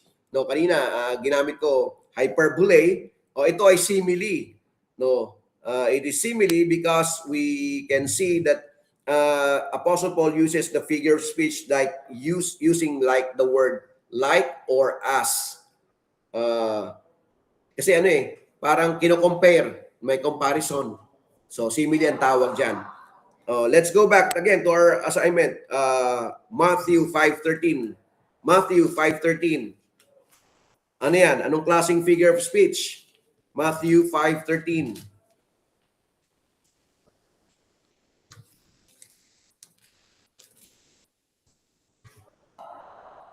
Ang sabi rito, you are the salt of the earth, but if the salt loses its flavor, how shall it be seasoned? It is then good for nothing but to be thrown out and trampled underfoot by men. So, Jesus Christ, anong ginamit Jesus Christ?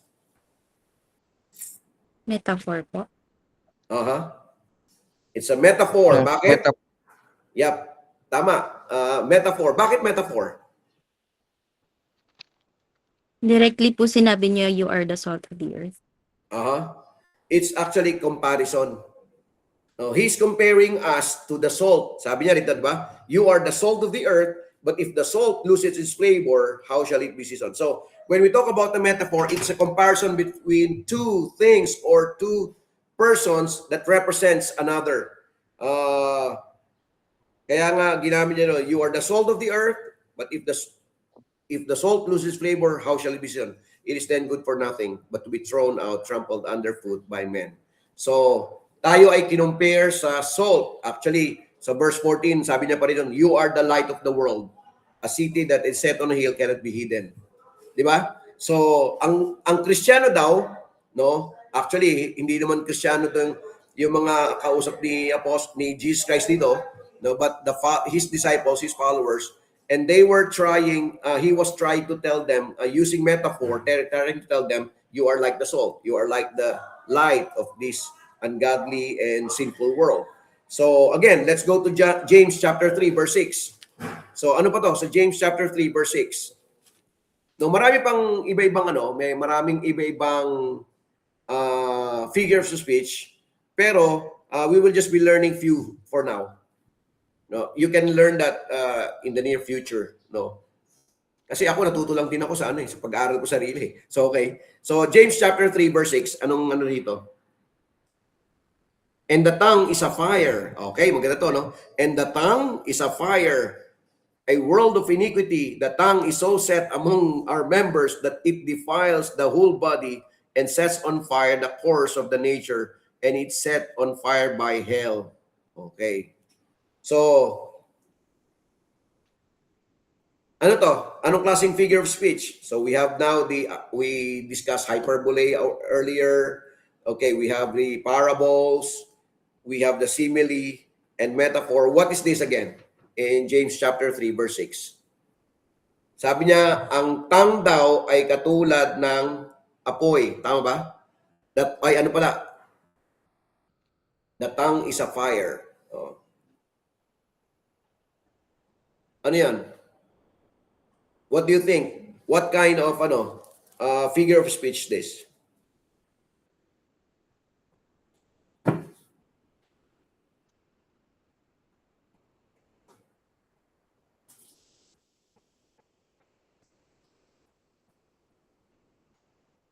Sa tingin nyo, ano to? Anong klaseng figure of speech?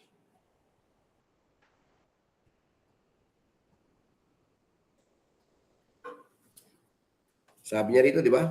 The tongue is a fire, a world of iniquity. The tongue is so set among our members that it defiles the whole body and sets on fire the course of nature, and it's set on fire by hell. So ano to?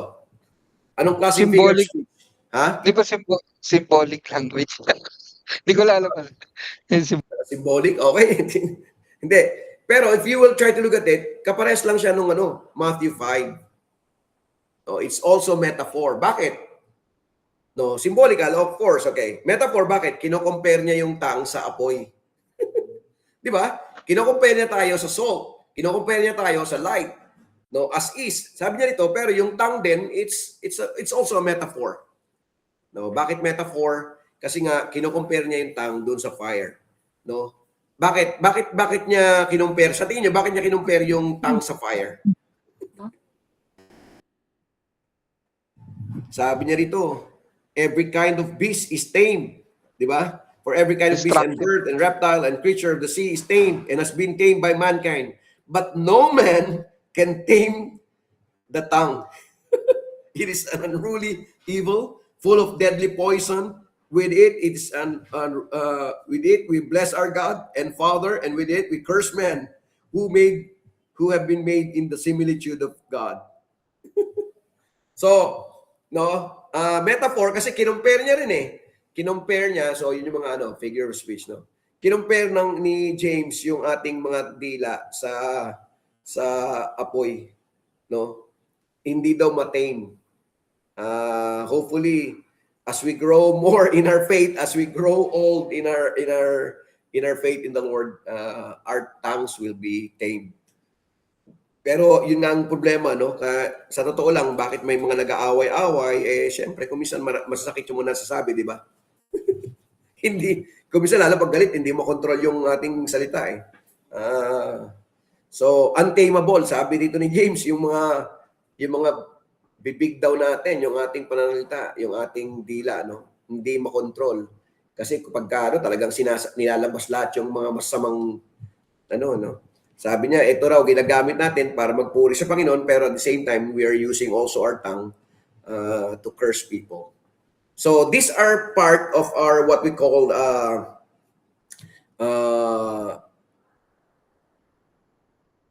figures of speech. Meron pa tayo. Isaiah. Okay? Isaiah 55. 55:12. Tingnan nyo sa Old Testament. No, ito ay figure of speech din. Isaiah 55:12. Anong ginamit?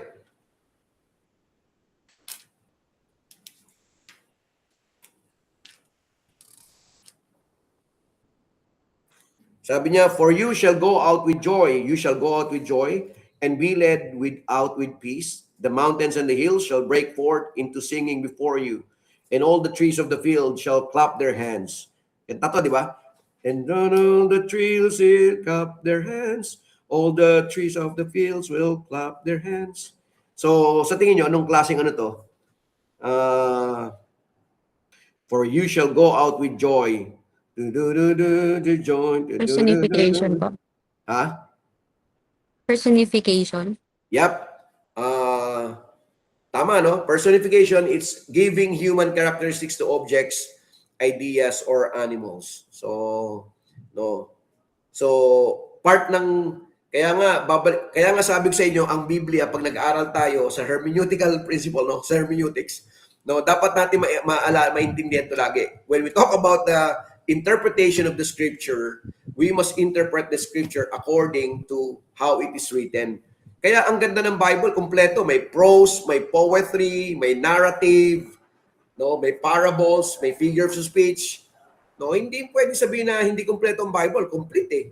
So, babalikan natin, no, kasi 'di ba, meron tayong mga pinag-aaralan sa school. Kaya nga hindi tayo pwedeng magsabi na hindi natin malaking tulong sa atin yung ating mga pinag-aralan sa secular school, lalo sa English. Kasi hindi ko alam paano ito tinatranslate sa Tagalog eh, kasi nga hindi ko maalala kung paano yung mga Tagalog. Pero no, just like the English figure of speech that we have right now, they are the same figure of speech that can be seen in the Bible that we are using. So that's why whenever we interpret the Word of God, we interpret it literally, we interpret it in a parabolic way, because if it's a parable, and we interpret it in the figure of speech, the way the figure of speech is being used. So lahat yan, it adds to what we learn, to how we understand the Word of God. Kaya nga, malaking tulong sa atin, huwag dapat natin kalilimutan yung ating mga pinag-aralan nung high school, nung college man, no, yung mga English nating subjects, yung literature, yung mga prose, poetry. Kaya nga, even in the way we interpret the Word of God, the way I interpret the Word of God, I still use the grammar. Naalala niyo yung figure of speech ay yung ating mga 8, ano ba yun? Yung noun, pronoun, ang tawag diyan? Grammatical structure, pero anong tawag diyan sa yung sa 8 yun, yung noun, pronoun, verb, adverb. 8 parts of speech. Kasi hindi figure of speech. Tama ba? 8 parts of speech. Noun, pronoun, verb, adverb, adjective. Ano pa yun? Interjection. Conjunction ba? Conjunctive. Prepositions yun po. Preposition. So, noun, pronoun, verb, adverb, adjective. Tapos, interjection, conjunction, preposition. Tama ba? Yan yung 8 parts of speech eh. Napag-aralan nyo ba nung high school? Di ba? Napag-aralan nyo kahit yung college, inuulit-ulit. Kasi nga, that's how the Bible is written. So, it is really easy for us to interpret the Word of God if we memorize, and we have learned so much from our classes doon sa mga figure of speech, sa parts of speech, noun, pronoun, verb, adverb. Tapos sa mga verbs, Yung present tense, past tense, future tense, progressive. Di ba? May present progressive, may past progressive, may future progressive ba? O wala? Wala, no? Past progressive lang, tsaka present progressive, walang future progressive. Kasi progressive nga eh. So, meron tayong ano, ha? Future tense lang, Pastor. Future tense. Oo, pwede. No? So yung, di ba, malaking tulong sa atin yan. Kasi nga, the Bible is written that way. Kaya nga, when we interpret the Word of God, we interpret the Word of God grammatically. How it was structured. We understand the genre. Remember, even in your English, yung literature, di ba? Pinag-aaralan niyo yung mga genre. Tama ba ako? Sa literature natin, nag-aaral tayo ng mga genre. Kahit yung mga ang tawag din nila ngayon sa mga music genre, may pop, may pop, may hip hop, may rock, may jazz. Ang tawag doon genre. It's the way they were written. So, yun yung mga music ng world today. But of course, we understand the word genre kasi even the Bible that we have right now, the Bible that we are using, it has different genres. Kaya nga may mga different context, different genres. So, part of our interpretation is knowing everything so that it will be a lot easier for us to understand and explain the Word of God. No, yun nga, talagang we must be diligent in our studies. Kasi pag tayo hindi naging diligent sa ating pag-aaral, ay wala talaga tayong wala mangyayari sa atin. Salita lang sa salita, puro hangin lang. Di ba? Pero kung lahat ng bagay ay talagang pinag-aralan mo, maintindihan mo. Maintindihan mo, madali mong ma-explain. Pero kung hindi mo inaral, ay talagang puro hangin. Puro bato ka lang ng bato, walang meaning. No, yan ang problema ng mga maraming preachers ngayon eh. Ang daming sinasabi. Sabi ko nga, okay lang magsalita na magsalita, pero bawat sinasabi natin, meron tayong biblical proof, supporting whatever we are saying. Ang problema ng marami ngayon, ang dami lang sinasabi, pero they have no biblical basis of whatever they say. Sabi ng Biblia, saan sa Biblia matatagpuan yun? Yun ang problema kasi nga stock knowledge, sabi lang ng Biblia, pero dahil hindi mo inaral, sabi lang ng Biblia, hindi mo matagpuan kung saan sa Biblia. Nakarinig na kayo ng ganon na speaker? Sabi ng Biblia ganito, sabi ng Biblia ganyan. Wala pa siyang binanggit kahit isang verse o isang text, isang passage. Kasi nga, bato lang ng bato sa hangin. Di ba? And that's the reason why we need to learn hermeneutics. That's why we need to learn how to interpret the Word of God correctly. Because if not, we will be just like those people, those preachers, those teachers that are saying lots of things, but they cannot defend simply because they have no supporting verses of whatever they are saying. So, paalala to sa ating lahat. Even me. Ang hirap magsalita nang hindi mo sinusuportahan yung sinasabi natin. So that's the reason why I am so particular in every preacher that I hear. I am so particular because I'm particular within myself. Na kailangan pag may sinabi ako, I have not only that I'm explaining the text, I am supporting that text by simply correlating it to other passages. So yun. Ang tawag doon, correlation. We already learned that before. And so we need to learn everything talaga. We need to give everything, especially in studying the Word of God. Kaya, kayo, syempre, tulad mo ngayon, Gerald, you're now pastoring, you're now the youth pastor of your church. So be sure that whatever you say, it's always coming from the Word. Hindi pwede magsalita ka na walang walang supporting verse. Okay?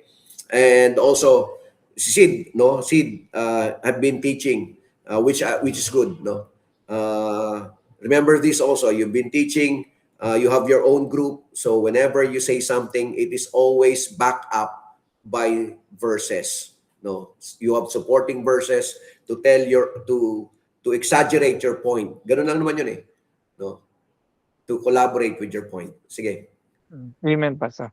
Yeah.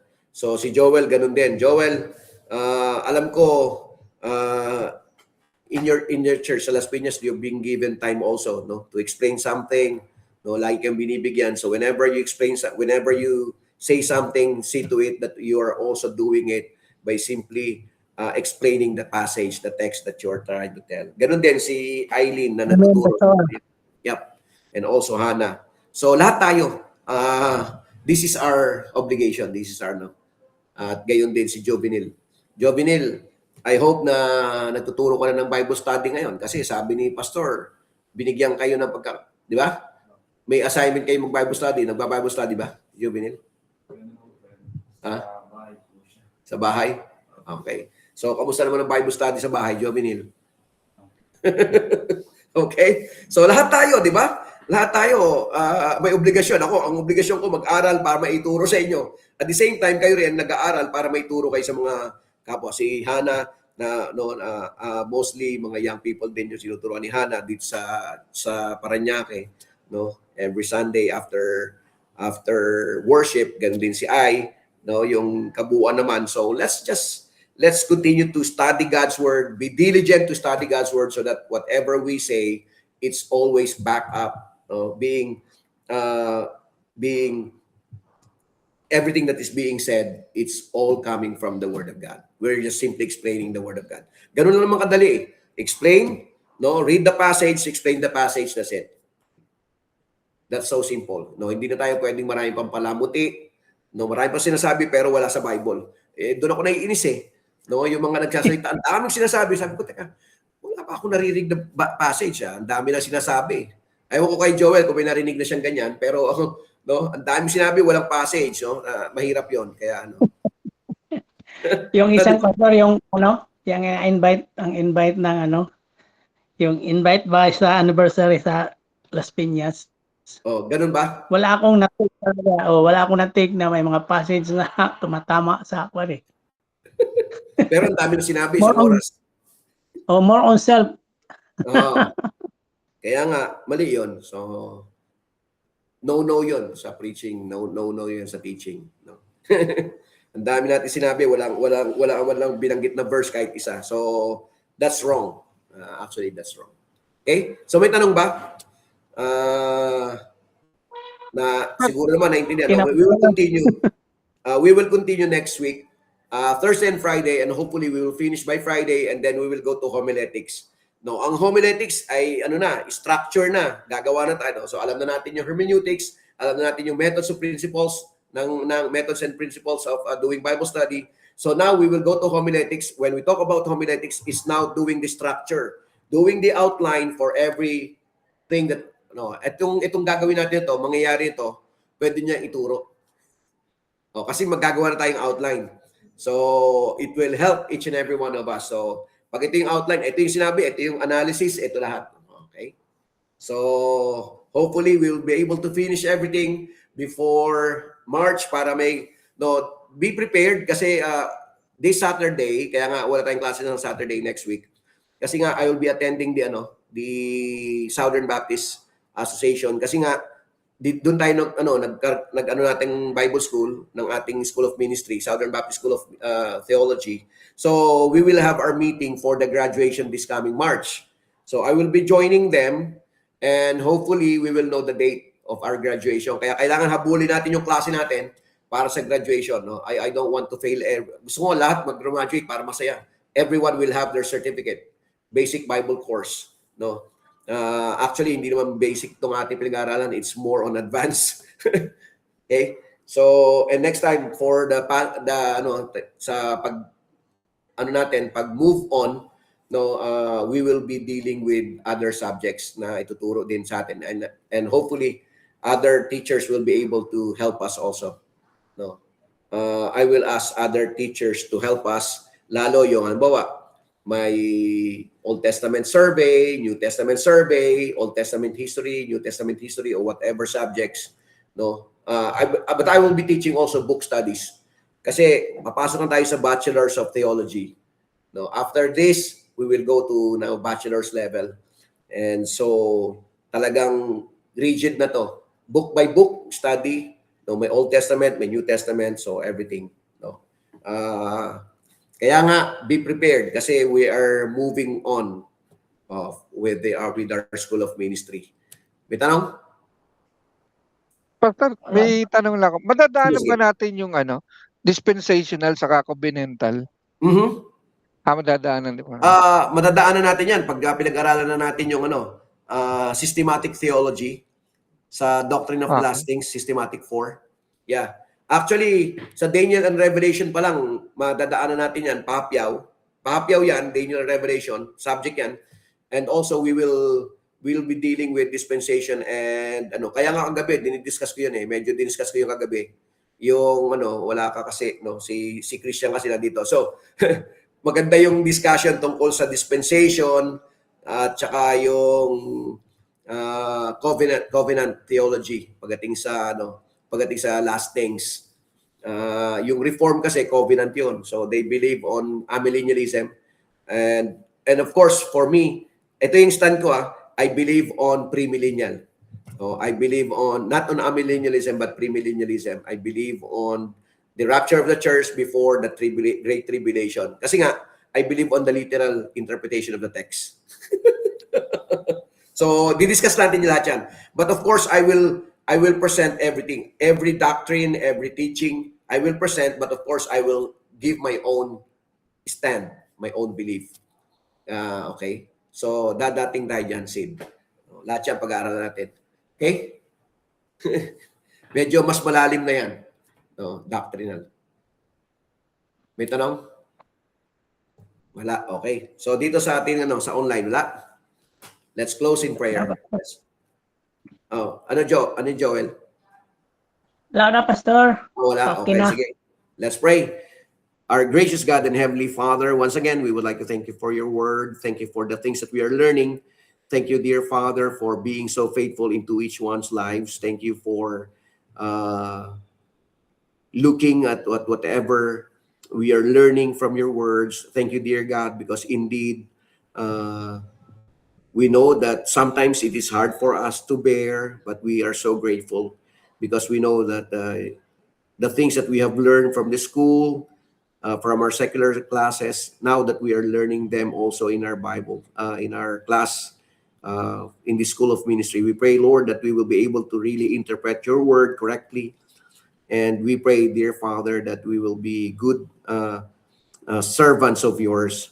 We pray for each and every one, and even prepare our hearts for tomorrow's worship, Lord. We pray that we will give our best as we serve you faithfully. We pray, Lord, that you will use each and every one of us also as an instrument for us to be, to really be your servants, become useful in your vineyard, Lord. We pray that as we have our weekend ministry, we pray that we will be able to share the gospel truthfully.